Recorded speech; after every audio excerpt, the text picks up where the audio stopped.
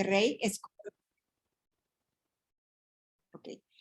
School of Medicine and Health Sciences, we give you a warmest welcome to U21 Health Sciences Group Annual Meeting 2021, Prevention, Wellbeing, and Longevity, introducing the cultural activities, Healthy Mexican Cuisine. In this session, Doctora María Luisa Balli, Professor at Tecnológico de Monterrey School of Medicine and Health Sciences, will give you the experience to cook a special, delicious, healthy Mexican dish and eat it without guilt. Nopal or Nopalitos is the common name for a cactus in one of the special ingredients for a healthy meal. Combined with eggs, meat, or another component makes wonderful and diverse Mexican cuisine dishes. Nopal pads can be eaten raw or cooked into marmalades, soups, stew, and salads. Also can be used as traditional medicine. Our food is sealed with our Mexican folklore, cultural and beliefs, the spirit of our ancestors. To begin, I am going to introduce our speaker, Doctora María Luisa Balli. She's a professor at the Tecnológico de Monterrey School of Medicine and Health Sciences, is a medical doctor with a master in teaching biology sciences and a doctorate in clinical nutrition. She also has international master in nutrition and dietetics. María Luisa Balli is certified as educator in diabetes and healthy cuisine for a healthy life. Also is a member of the American Association of Diabetes Educators, National Wellness Institute, American College of Wellness, American Fitness Association, American Dietetic Association, Institute of Lifestyle Medicine, and Consortium of Integrative Medicine. We give a warmest welcome to Doctora María Luisa Balli. Welcome, Doctora Balli. Thank you very much. Thank you for the invitation. And I will share some slides so we can talk.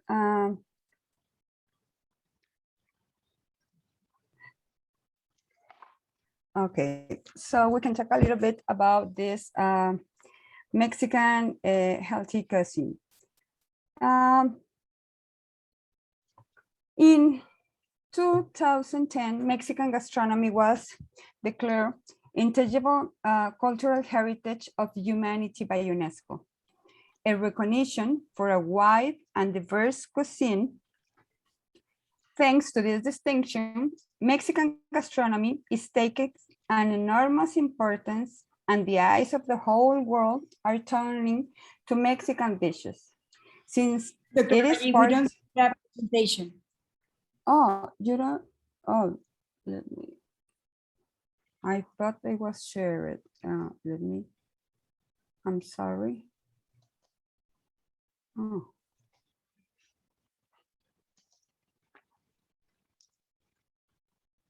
Sorry. You can see it now? Yes. Okay, just place it in presentation mode. Yes. Okay. Thank you. Yes. Okay. I was just saying that the UNESCO consider the Mexican gastronomy as it was declared as an intangible cultural heritage of humanity.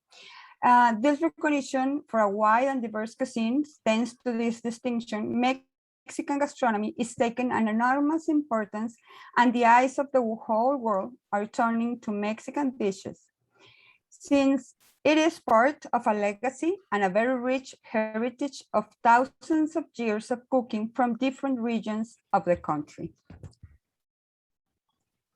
The cuisine of Mexico is a result of thousands of years of history passed down from generation to generation, going from Mesoamerican gastronomy, pre-Hispanic, Aztec, until arriving at contemporary Mexican cuisine. It has been transformed, merged, and has evolved thanks to its different influence. The history of Mexican gastronomy is perhaps one of the most varied and interesting in the world. Through time, Mexico has been influenced by many cultures and regions, and its gastronomy has evolved over the centuries.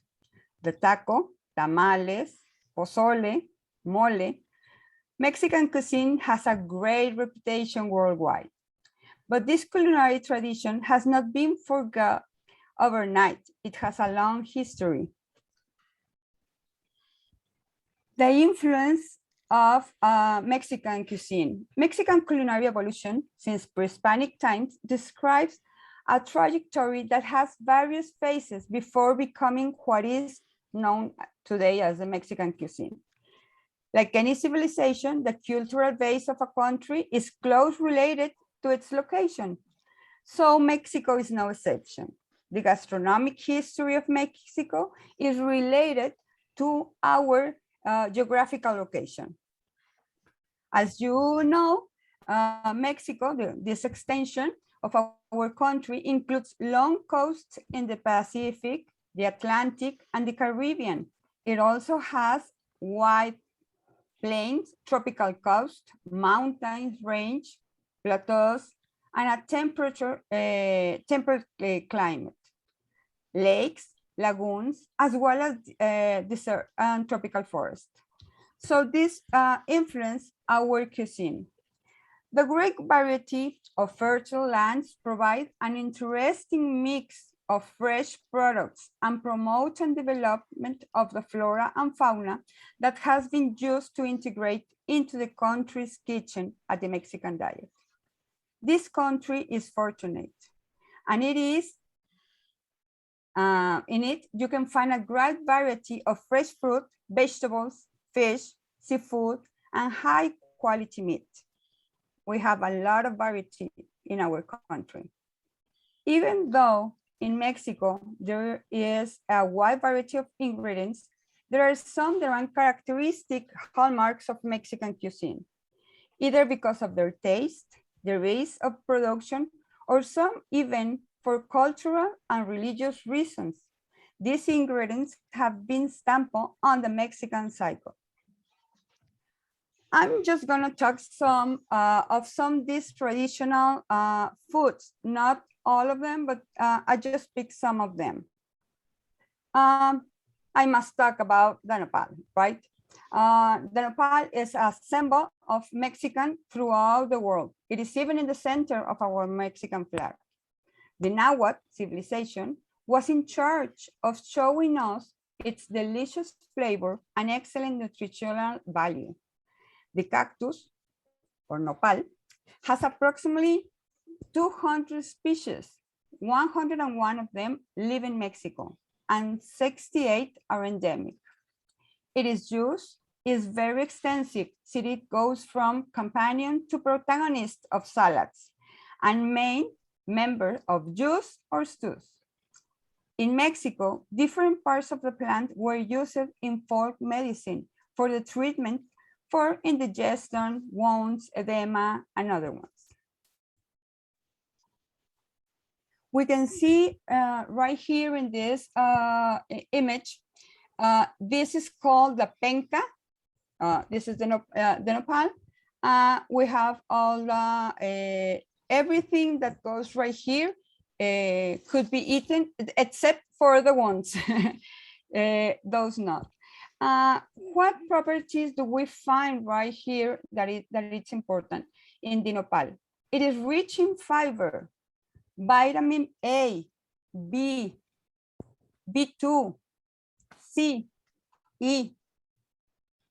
Also, chlorophyll, protein, minerals, and in 17 amino acids, some of them essentials. It's auxiliary to constipation, since it contains pectin, mucilage, and gums helpful to the digestive system. The clarol of the cactus is very rich in soluble and insoluble fiber. That is very important for our health. It is estimated that dried shallot contains approximately 40 to 50% of the total fiber. The high fiber content in this fruit is responsible for the anti-diabetic action that this cactus can provide.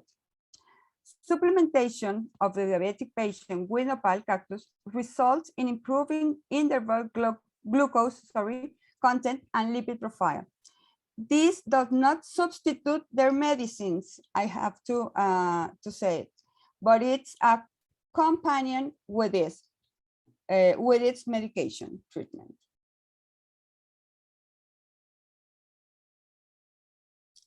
The high fiber content is thought to be responsible for this antidiabetic action of the cactus. Supplementation of the diabetic patient with the nopal cactus.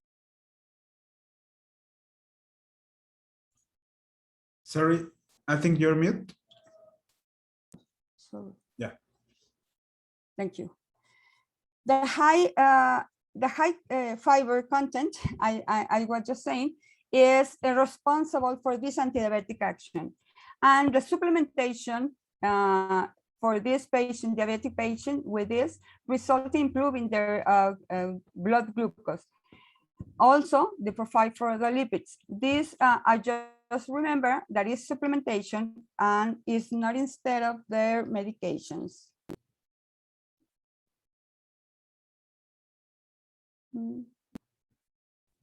Another important food that we have is chili peppers. In Mexico, we have a great variety of chili peppers that you can give endless use to. According to the National System of Plant Genetic Resources for Food and Agriculture, in Mexico, there are approximately 64 varieties of chili peppers. Among the most popular, we find the guajillo, habanero, jalapeño, serrano, piquín, mulatto, mirasol, and so on. I can continue. The use of chili peppers in Mexican cuisine, like the corn, takes us back to the pre-Hispanic period. Already on those times, the native peoples loved to accompany most of their dishes with this exquisite flavor of chili peppers. But the use of these peppers did not remain in the past, also transcended temporalities. Nowadays, it is a food that cannot be missing in the dishes that we are very happy to taste, whether it's in sauces, mole, marinadas, or simply by bites. Containing these capsaicinoids that are known to be responsible for the spicy flavor of the chili pepper. If we don't want to get spicy, I just put an image right here. So you can see there are the seeds, the membrane, and the glands. You have to take up these seeds and also these capsaicin glands, because this is where is the spicy. Capsaicin is efficiency absorbed from the skin that applied topically and by the oral administration and quickly research maximum concentration. Also, we have to talk about the amaranth. Amaranth is a group of more than 60 different species of grains that have been cultivated for about 8,000 years. These grains were once considered a staple food in the Inca, Maya, and Aztec civilization. Amaranth is classified as a pseudo-cereal, meaning that it's not technically a cereal grain like wheat or oat, but it shares a comparable set of nutrients that is used in similar ways. It's earthy, nutty flavor, works well in a variety of dishes. This ancient grain is rich in fiber, protein, as well in many important micronutrients. In particular, amaranth is a good source of manganese, magnesium, phosphorus, very important, and iron.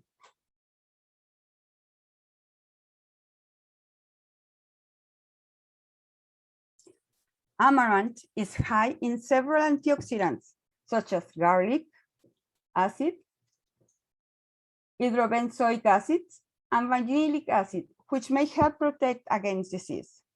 It also has components such as phytosterol, which fortifies the lungs. It is customary to find the amaranth already pounded. This is not highly recommended since the technology used to plough it removes the nutrients from the grain. So better not eat it like that. We have also this agave. Agave tequila, it's common use in Mexico to produce tequila, a traditional alcoholic beverage. I'm not to talk about right now about the alcoholic beverage, but I'm going to talk about the medicinal use. The medicinal use of agave is relatively new in some research. Some of the possible active components of the plants are fructans, diet fiber, and antioxidant compounds. Agave tequila is commonly used in Mexico to produce the tequila, as I just said, and is some possible components. I'm sorry, this is copied twice.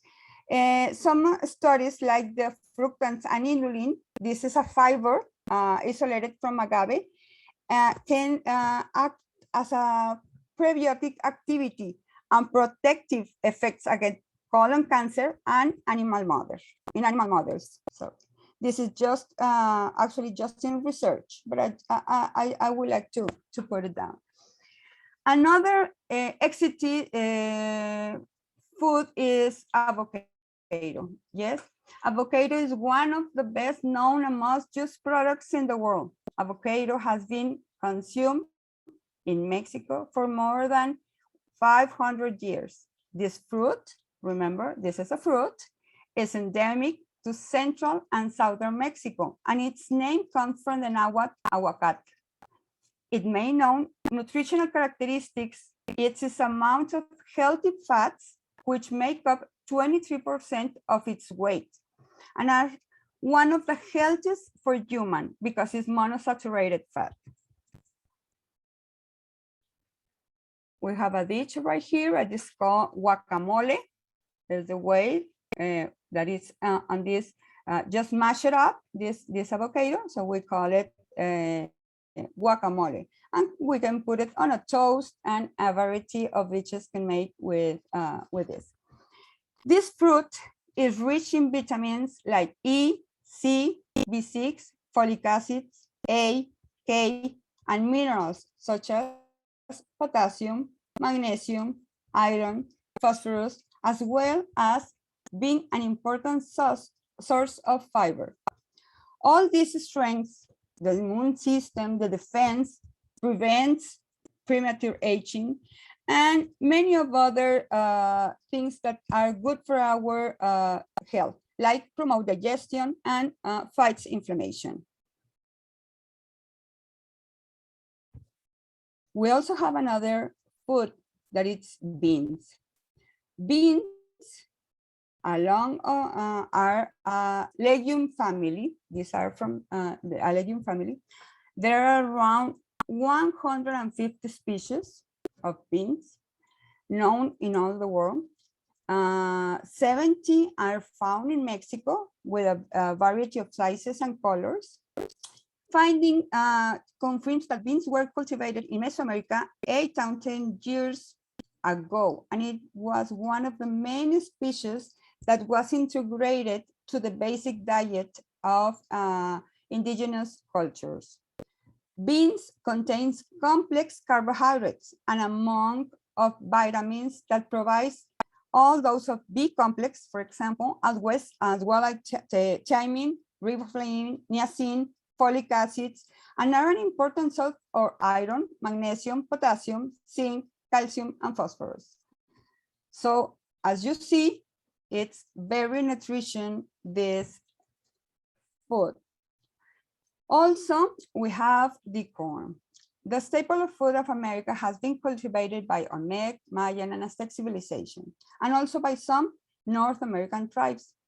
Its main use is for food for humans, and livestock, and a source of raw materials for industry. But we're going to talk about for human use, right? For food.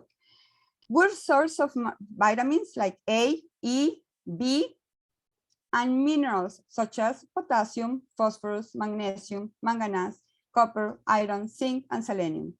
This grain, like the others, requires soaking in brine to release vitamin 3, which would otherwise remain attached to the grain.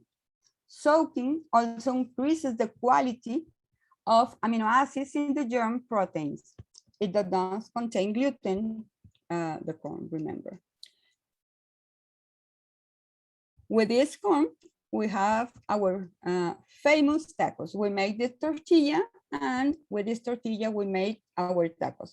Our tacos can be filled up with anything that you can imagine. Filled with the avocado, remember that we were just talking about, some cilantro and some meat, also some onion, right?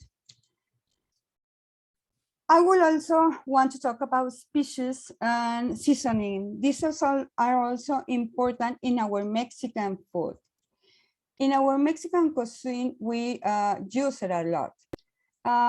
From the north of the south of the country, meals change because each dish is characterized with special and particular touch that are the Mexican spice that we put on them, which takes the dinner on an aromatic and gustatory journey through the centuries of the history, cultures, and people. A spice is a plant substance with mainly aromatic qualities used to flavor food. That is, an ingredient that adds the flavor, aroma, and sometimes even color to our preparations. Native Mexican spices include achote, cinnamon, processed chili pepper. For example, it can be dry, pickle, smoke, coriander, clove, cumin, epazote, yerba santa, bay leaf, oregano, parsley, white and black pepper, paprika, and rosemary. Spices are obtained from 3 different sources. They can be obtained from tree bark, such as cinnamon, seeds, such as, for example, the achote, comino, anise, clove, and pepper, and herbs such as epazote, bay leaf, thyme, spearmint, mint, coriander, and oregano. These are the ones that gives all the flavor. I will just show some recipes that I would like to share with you with some of these ingredients that we just talked about. One of them is made with this Nopal Sope de Nopal, it's called.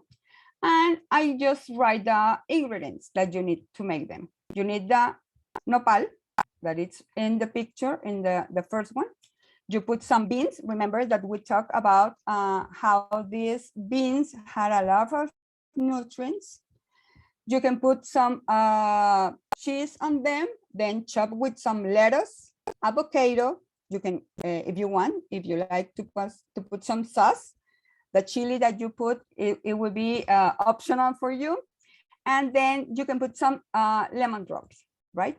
So this is a very easy, healthy recipe that you can make at home, and it includes Mexican ingredients. I will also put right here one taco or quesadilla with mushroom. I use the tortilla, the corn tortilla. We put some cheese on it. We put some mushroom, spinach, avocado. As you see, we use it a lot, and it's optional for you to put the spicy that you will like, right? So it's very easy. What makes the difference to be healthy? Later on, I will talk about, but it's very important to think about the ingredients that we use, the way that we prepare the food, and the amount that we are going to eat. So the taco are healthy, right? But it depends on how many we are going to eat. I include this because it's very, it's a plate that is very typical for us in Mexico. It's in different regions.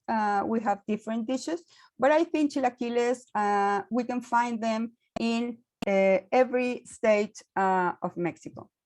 Chilaquiles are made with totopos.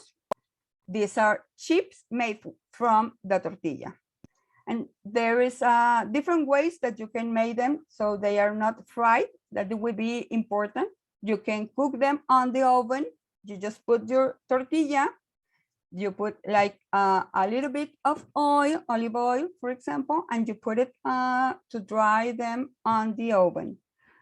Then you can put a sauce on the in this. This sauce, it can be roasted or the way you like it. And then you have a special touch for each one. You can put, for example, cream, a little bit of cheese, a little bit of onion, a little bit of cilantro, and then you can put some protein like chicken, egg, or meat. The combinations that you can make are endless, and it doesn't matter where you live. I think you can find something that you can put on these chilaquiles.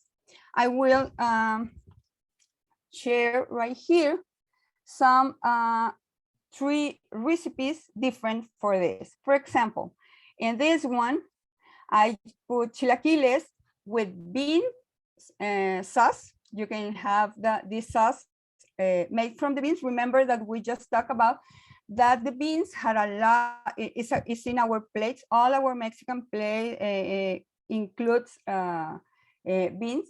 So we can make this bean sauce, and then we can add some protein, like, for example, animal protein, like cochinita pibil.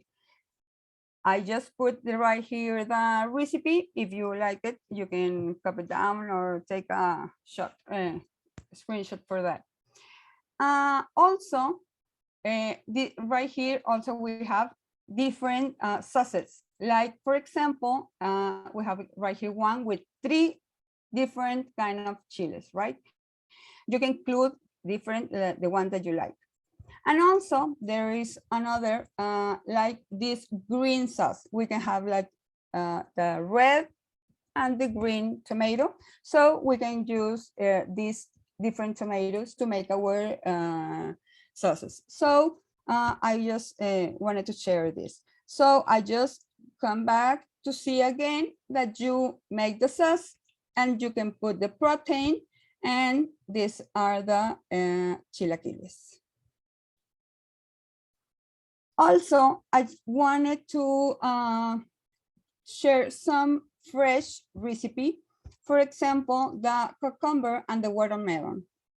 This salad includes some herbs that also are good for our health, like and gives flavor, like the mint. We just talk about these species, the importance that they have in our culture. So this is a fresh salad that is very, very delicious. I just share right here. You just have to chop everything, then place it on a plate, just mix it down and put it on the refrigerator, ready to use it later on. I just wanted to remember the thing that we were talking previously, that it's very important when we say a healthy, we are talking about healthy food. The things that I would like to share with you is to remember that we have to choose healthy ingredients, first of all. Then we have to see how we're going to prepare this. This could make the difference. If we have many substance like a lot of salt, or maybe it's fried, deep fried, maybe it's not the best way to have a healthy food. And the quantity, like we were saying before, the tacos, they are not, they are healthy. Yes, they are not so bad. It depends on the ingredients that we use, the way that we prepare. If we just put it on deep fryer, it's not the best way.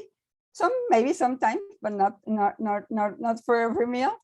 And the quantity also, it's very important to notice this. So it's important to say that in Mexican tradition, food is a moment that we meet, share, enjoy, getting to know each other, to talk about how was our day. Traditionally, the celebrations begin in the kitchen and end on the kitchen. The preparation of the food, it's part of our celebration. So I just wanted to share this with you. Also, I just, not all of them are so healthy, but remember, we can choose the ingredients that we like and good ones, and how to prepare them.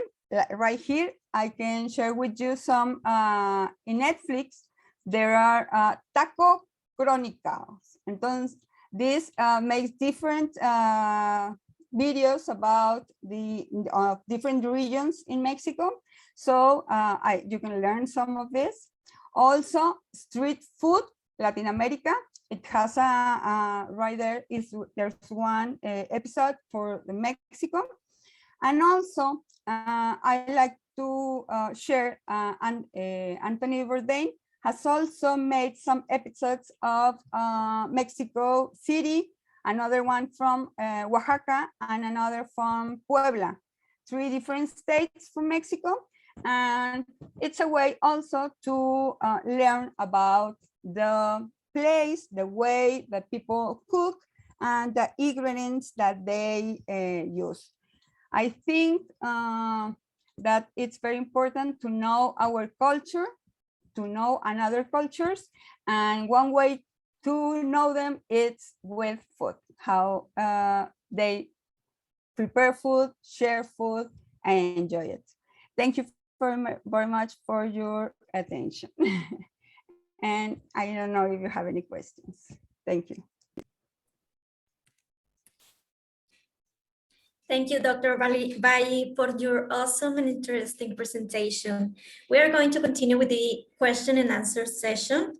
So we have one question from Rodrigo Marino. Is there evidence of the existence of type 2 diabetes in pre-Hispanic Mexico? It seems that traditional spicy food is more common in warmer climate countries. Is this correct? If so, is there any reason? Let me see the question. It's on the chat. I don't know. It's here. Okay, just to read it again. Okay, I'm going to read it again. Yes. Is there evidence of the existence of type 2 diabetes in pre-Hispanic Mexico? It seems that traditional spicy food is more common in warmer climate countries. Is this correct? If so, is there any reason? No, yes, it's correct that it's more in these regions, but I don't know why, or is this the reason that is in these places. So I will look for it, because I don't know why in these places it's more common, but it's correct. It's correct. Thank you. Yes. And great opportunity, Alexandro Martagon says, great opportunity to highlight the wide variety of nutrients that can be found in our country. What do you think is the best strategy to modify eating habits in Mexican population, education, public policy modifications, etc.? Very interesting question, and it's hard to say that there is just one solution for this, but I think that we have to educate people about the importance of ingredients of food, first of all, because many things that we are eating are not food. Are different chemicals that they have packaged just to eat them. So I think that one of our responsibilities is to educate people about what are the ingredients that we are eating, first of all. Second of all, some strategies is also to come back to the basics like cooking. I don't know if this, have you heard about this little modification that have occurred during pandemic period? We have this 2 years almost of pandemic, but many people just to stay at home are cooking more than they were used to cook when they were not in the pandemic. And there are some studies that have found both. Some of them that eat more things because they are at home, so they are eating more. But some studies also talk about that even though we are eating more, when we stay at home and we cook, we use more fresh food to cook. We use these ingredients like vegetables, fruits, grains, legumes. So this is better than eating outside from package that we don't really know what all the ingredients that are coming there. So attending to the question that was asked, I think that we have to educate everyone that cooking is not so hard. It takes no much time to do it. It takes time, but we have to educate how to prepare food on an easy way, so people like to do it and see that this could change the health of their families. It's very important, this, and they can enjoy it. They can enjoy it, the moment of cooking. I think that it's very important to do it. Also, I'm sorry that I'm going to repeat, but also educated in these 3 things that I was just talking about. That is just to choose good ingredients, fresh, how to cook. Many times is the way that people is cooking, the one that we have to educate, and also, well, the amount, right? Thank you, Doctor. What kind of oil is the best to cook without guilt? I think that we can use different oil. There's not only one answer. I just wanted to say there's no one answer. You can cook with avocado oil, for example. You can use also olive oil, the one that is for cooking. It cannot be burned, but it can use it. But even though the oil that you choose, just remember that the amount counts, right? To be healthy is not just to be to have a guilt, but just I think that what we want to transmit is to be healthy, right? So to be healthy, we can use the oil to cook, but the amount that we use, it's going to be important. So I think these 2, olive oil or avocado oil, it's very good. It has no, the avocado oil gives no taste, and it's good for cooking. Thank you, Dr. Balli. And where we can find recipes of healthy Mexican food? Where, sorry? Where we can find good recipes of healthy Mexican food? That's a good question. If you want, I can share some pages and some books that the way that people can have some resources, so they can have the recipes. That is very important. Yes, of course, I can share it with you. Yes. Well, if there's no more question, thank you very much, Dr. Balli, for your awesome presentation. Now, Maggie Espino Barros is going to continue with the closure of this session. Thank you. Thank you.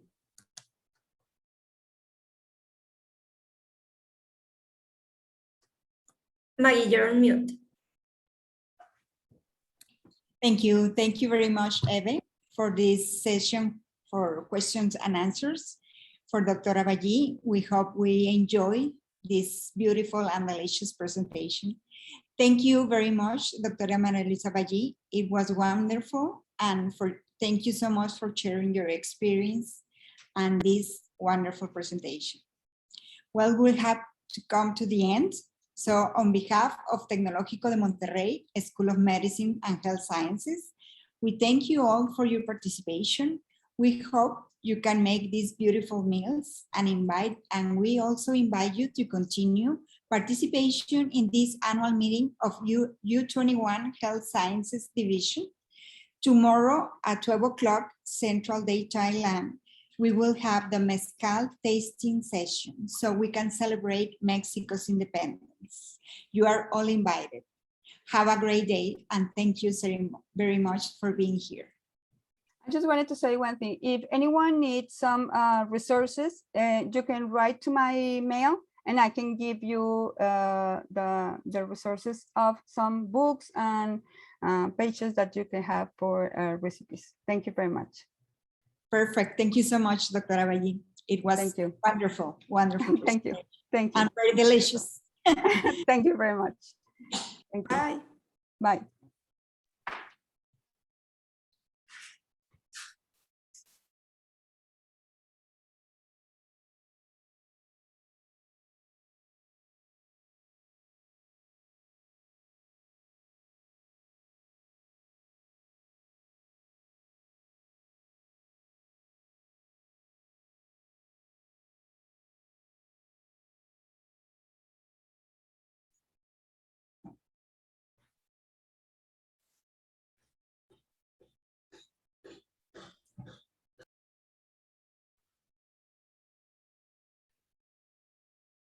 Muchísimas gracias, doctora Balli.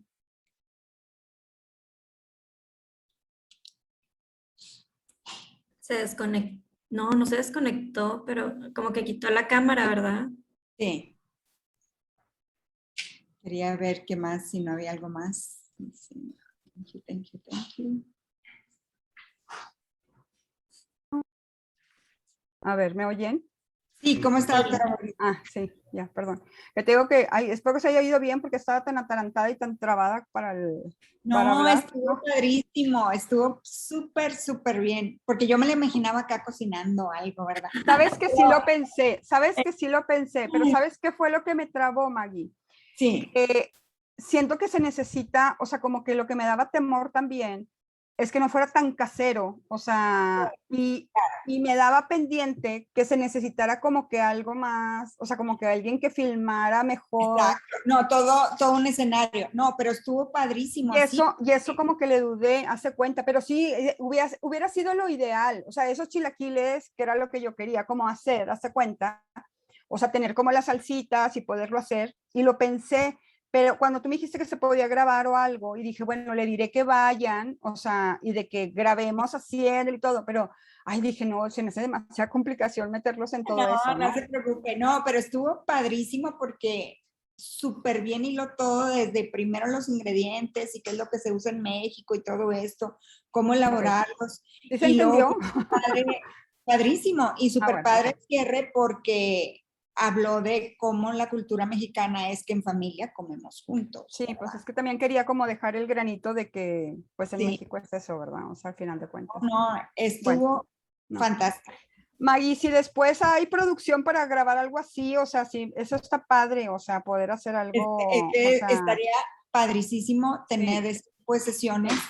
Sí. Más detalladas y más, todo. Más en vivo, no sé, a lo mejor la del mezcal o lo que sea mañana, pues a lo mejor sí es más fácil que tengas aquí 3 botellitas y pues estés, o sea, sí, definitivo, ¿verdad?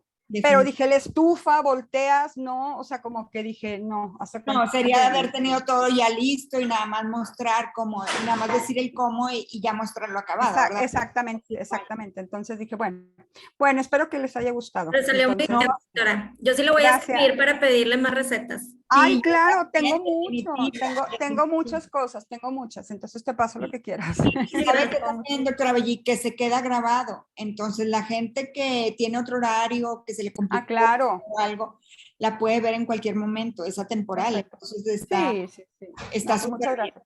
Muchas gracias. Bueno,